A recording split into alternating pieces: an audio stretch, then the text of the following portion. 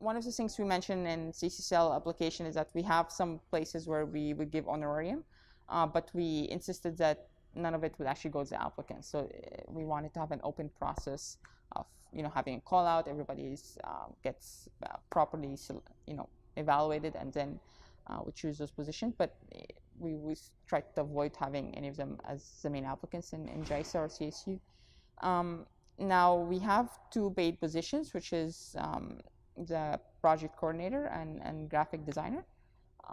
So we also are counting a lot on volunteers. So one of our goals is to have 100 volunteers. Some of it will go to our activities and events to help us set up and all these things, but we think that the best way to communicate is in person. So if there's a person that's standing next to the new compost bins and then people would throw their waste, that person would step in and sort of explain what the new bin is for, not necessarily as part of an event. So depending on how many new compost bins there are, we would need a lot of volunteers to be able to do that effectively.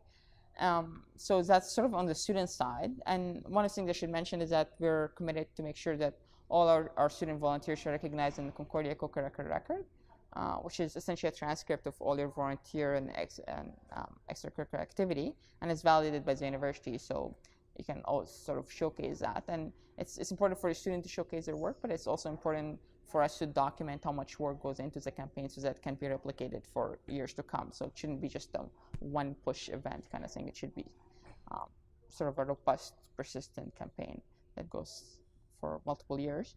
And then we're also asking for volunteers from faculty and staff with different roles. Obviously, I'm not going to try to have a faculty stand next to the bin, but more if you would say a couple of words in the beginning of class, or even allow a volunteer to say a couple of words in the beginning of class, or depending on the kind of course you would teach, maybe they would incorporate it into the practical side of the course. So let's say there's a course called Impact of Technology and Engineering, and students would sort of do a critical review of a social problem and how engineering can sort of address that in tandem with the social solutions.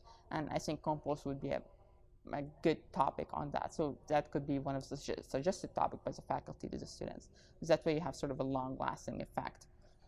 And then from staff, what we would ask is to have a sign on the desk so that when you communicate with students or even your colleagues, that message of Compost will come across, because it's not just the students that throw garbage, it's everybody, it's faculty, it's staff, it's administration. And all it takes is one uninformed person throwing the wrong waste in the wrong bin.